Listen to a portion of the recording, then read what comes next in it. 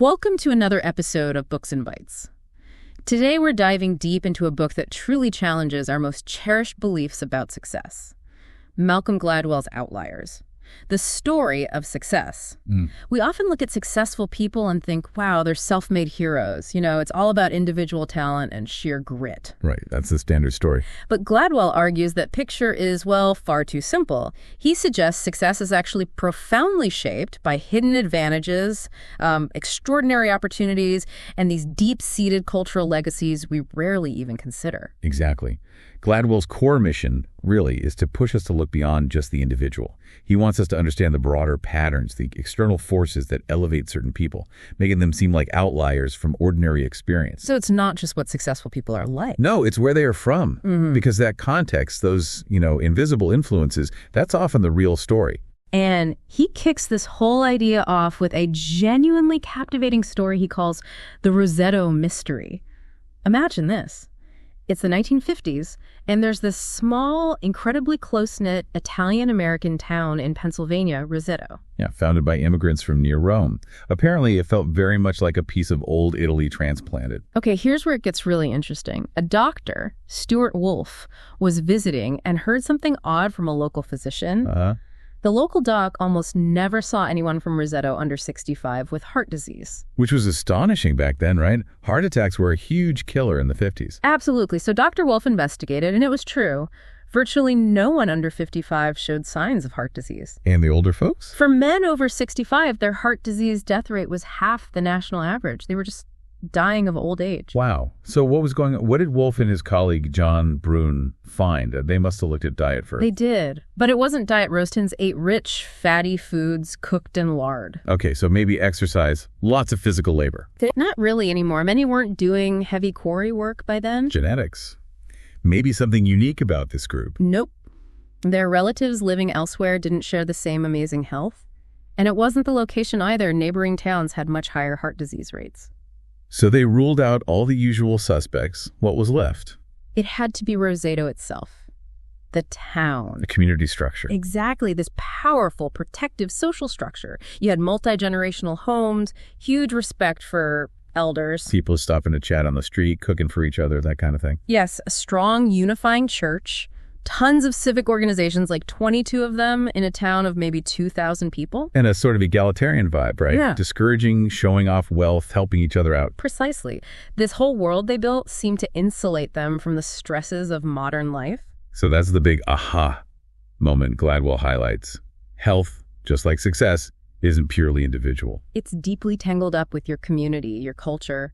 It suggests strong social bonds are more than just nice, they're protective. A really vital, almost invisible factor in our well-being. Okay, so if community is this powerful hidden force, what happens when we look at more, let's say, individual paths to success?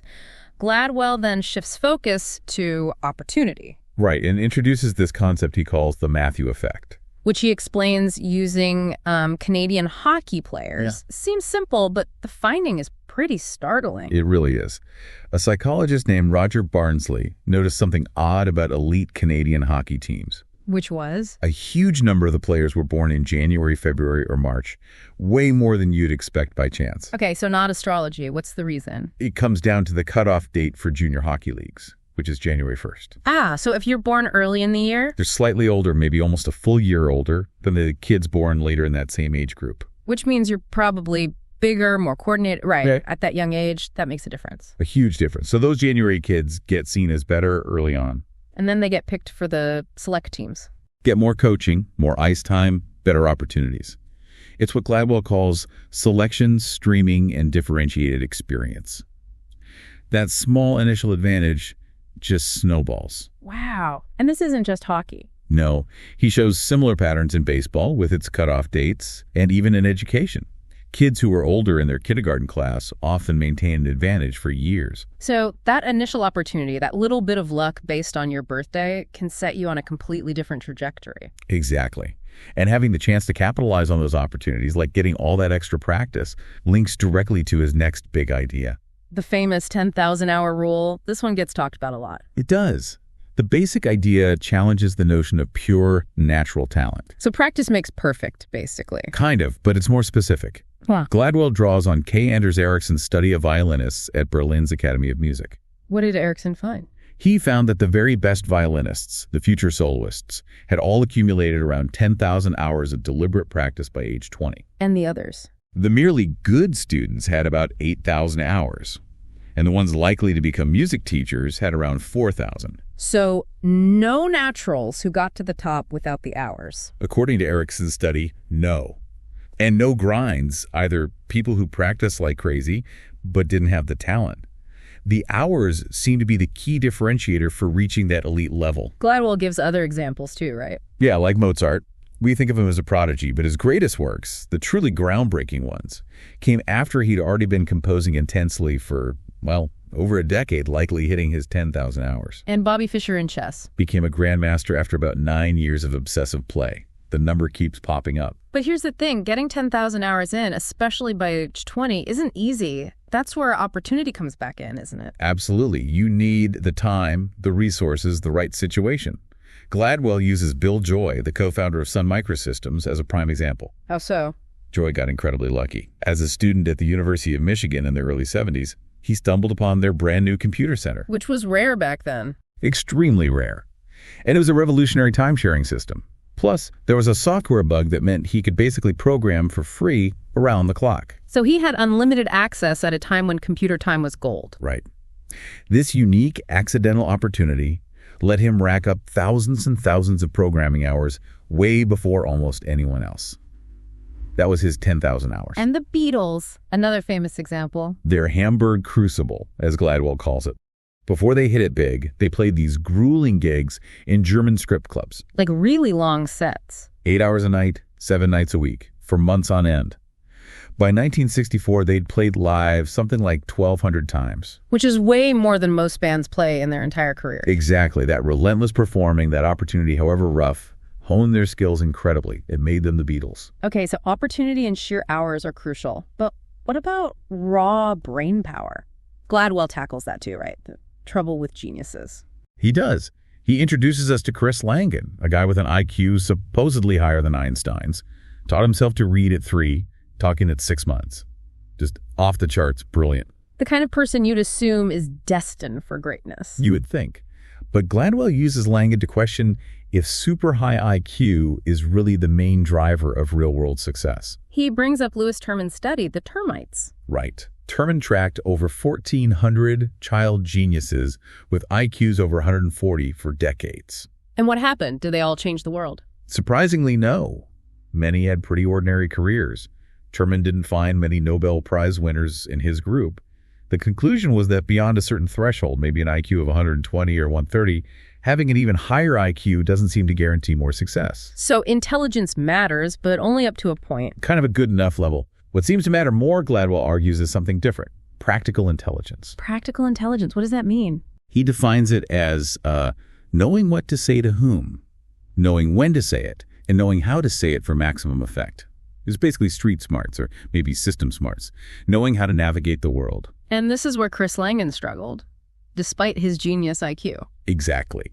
He had incredible analytical intelligence, but lacked that practical kind. He lost scholarships because his mom didn't fill out forms correctly. He argued with professors. He couldn't really talk his way through situations. His background, poverty, a certain distrust of authority, didn't equip him for that. And he contrasts Langan with J. Robert Oppenheimer, the physicist. Yes. Oppenheimer, who led the Manhattan Project, wasn't necessarily smarter than Langan in terms of raw IQ, but he came from a wealthy background, went to progressive schools. We knew how to work the system. Precisely. He could charm people, negotiate, persuade authorities, manage complex situations and personalities, even when he was facing difficulties. He had that practical intelligence, that savvy. Where does that savvy come from? Is it just personality? Gladwell suggests it's often learned, frequently tied to upbringing. He introduces sociologist Annette Leroux's research on parenting styles. Okay. Leroux found 2 main styles. Middle-class parents often practice concerted cultivation. Meaning? They actively manage their kids' lives, schedules full of activities, reasoning with them, teaching them to question adults, to negotiate. They foster a sense of entitlement. Entitlement in a good way, like feeling they have a right to speak up. Exactly. Leroux uses an example of a 9-year-old boy, Alex Williams, at a doctor's visit. His mom prompts him, coaches him to ask the doc questions to participate. That style. Leroux calls it the accomplishment of natural growth, more common in working class and poorer families. Parents care deeply, but they tend to give more directives, let kids have more unstructured time, and teach them to be more deferential to authority. These kids often develop a sense of constraint. So that concerted cultivation actively teaches the practical intelligence that helps kids navigate institutions later on. That's the argument. That sense of entitlement, of knowing how to make the system work for you, is a crucial cultural advantage, meticulously taught, not just innate. Fascinating. Okay, let's shift gears again. Gladwell then tells the story of Joe Flom, the legendary lawyer from Skadden Arps. Right. Another seemingly classic rags to riches story. Again, Gladwell peels back the layers. What were Flom's hidden advantages? Well, lesson number one, according to Gladwell, is the importance of being Jewish in mid-20th century New York law. How is that an advantage? Wasn't there a lot of discrimination? Exactly. The established elite white shoe law firms on Wall Street wouldn't hire Jewish lawyers back then. So that sounds like a disadvantage. It was initially, but it forced lawyers like Flom into the areas of law. The big firms looked down on the things like litigation and, crucially, hostile takeovers or proxy fights. The stuff the fancy firms thought was ungentlemanly. Precisely. So Flom and others developed deep expertise in this niche that nobody else wanted. They spent decades honing those skills. Then, in the 70s and 80s, hostile takeovers exploded. And suddenly, Flom and his firm were the only ones who really knew how to handle them. Bingo. Their exclusion became their golden opportunity. Wow. Okay, what's lesson 2? Demographic luck. It's about being born at the right time. Like the hockey players. Similar idea, but on a generational scale. Gladwell contrasts Flom's generation with someone like Maurice Janklow, born around 1902. What was his story? Janklow came of age during the Great Depression. Opportunities were scarce. His law practice struggled. It was a tough time to start out. And Flom? Flom, like Mort Janklow, Maurice's son, was born in the 1930s. During the Depression? But why was that lucky? Because birth rates plummeted during the Depression. So the generation born in the 1930s was relatively small. Meaning less competition? Less competition for spots in good schools, less competition for jobs when they entered the workforce after World War II. Class sizes were smaller, resources more plentiful. It was a demographic trough that turned into a kind of magic time for opportunity. Incredible. Okay, lesson 3. The garment industry and meaningful work. This connects back to the background of many successful Jewish lawyers and professionals of that era, including Flom. How does the garment industry fit in? Gladwell introduces Louis and Regina Borgenicht, Jewish immigrants who arrived in New York in the late 1800s and built a successful children's apron business from scratch. A classic immigrant success story. Yes, but Gladwell highlights why the garment industry was such fertile ground, especially for Jewish immigrants. Why? Well, first, many arrived with relevant skills. Tailors, seamstresses. Second, it was a booming entrepreneurial industry you could enter with little capital. Third, and crucially, it offered what Gladwell calls meaningful work. What defines meaningful work for him? Autonomy, being your own boss. Complexity, it wasn't simple, repetitive labor. And a connection between effort and reward. The harder you worked, the better you did. So this work wasn't just a job, it taught valuable lessons. Absolutely.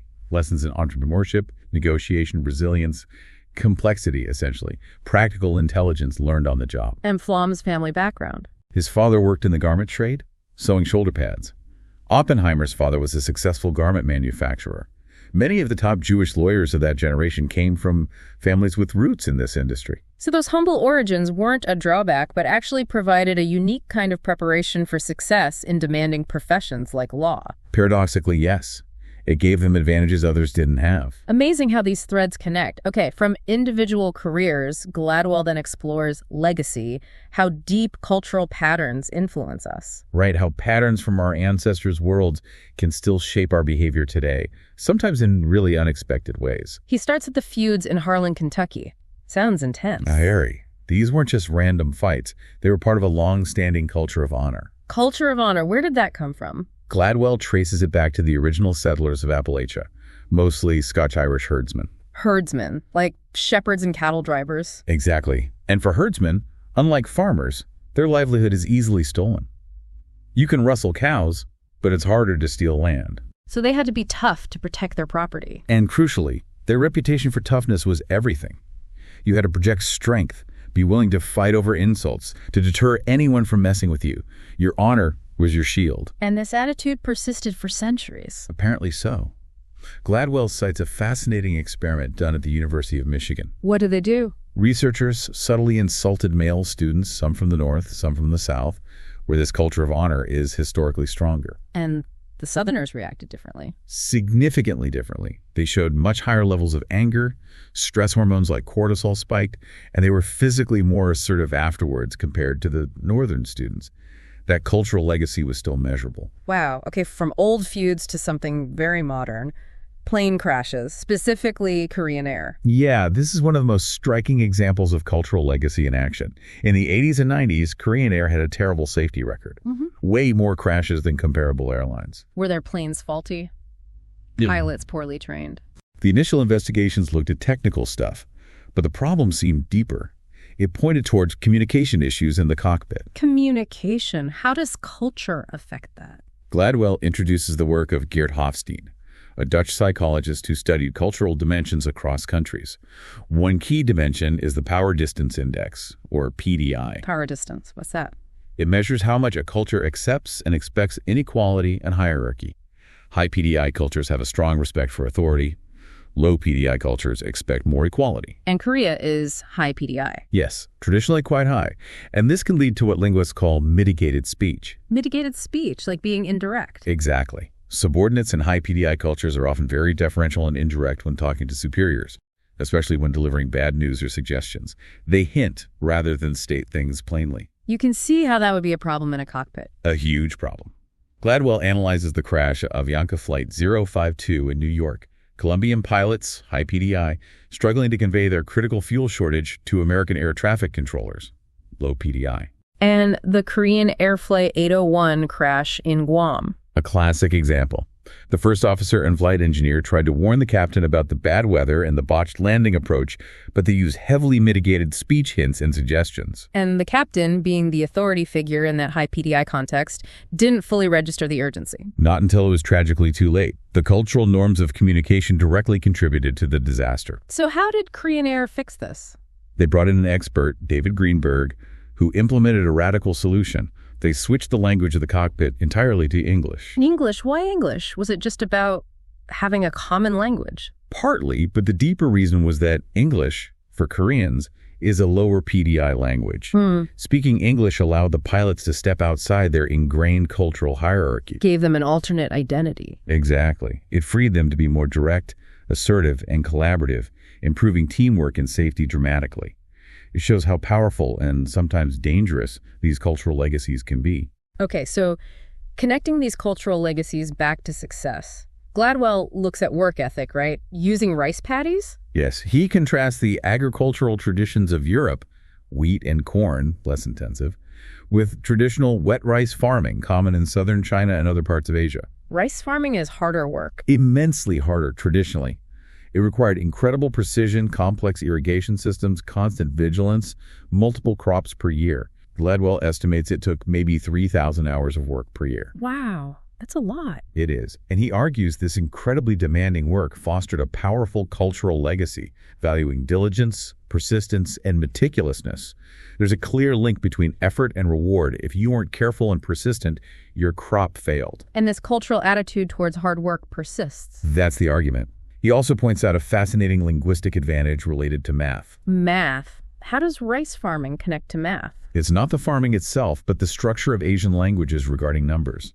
They're highly regular and transparent. What do you mean by transparent? Well, in English, we have irregular number words like 11, 12, 13.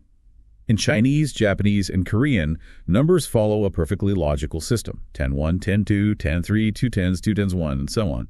Ah, so it makes counting and basic arithmetic much simpler and more intuitive for young kids. Exactly. It potentially gives them an early advantage and maybe fosters a more positive attitude towards math simply because the language makes it easier to grasp initially. So it's not necessarily about Asians being naturally better at math. No, Gladwell argues it's more about these cultural advantages. A legacy of persistence from agriculture, combined with a linguistic structure that makes math less intimidating early on. He tells a story about an adult learner, Renee. Yeah, watching her painstakingly work through a math problem about slope for over 20 minutes, refusing to give up. It wasn't about innate ability, but this incredible will to make sense, this persistence he links to the rice paddy ethic. And this idea of persistence and extra effort is key to understanding places like the key IPP Academy schools. Absolutely. Key PP schools, often located in disadvantaged areas like the South Bronx, achieve remarkable results. Their students, mostly low-income minorities, end up performing on par with kids in wealthy suburbs, especially in math. What's the secret? Is it a special curriculum? Not really. Gladwell argues Key PP's miracle comes from essentially replicating the demanding work ethic and, crucially, the extended learning time associated with that rice paddy culture. How do they do that in a school? Longer school days, often 7:30 a.m. to 5 p.m., mandatory classes on Saturdays, shorter summer vacations. So basically more time spent learning. A lot more time. This directly combats the summer learning loss that research shows disproportionately harms lower-income kids who don't have access to enriching summer activities. KP provides that structured, extended learning environment. It gives them the accumulative advantage of time that wealthier kids might get naturally. Precisely. Gladwell shares the story of Marita, a 12-year-old KPP student. What's her bargain? She gets up at 5:45 a.m., studies late, gives up weekends, distances herself from old friends who aren't on the same path. Yeah. All for the chance Key IPP offers a path out of poverty towards college. It sounds incredibly demanding. It is, but it's providing that opportunity for intense, sustained effort.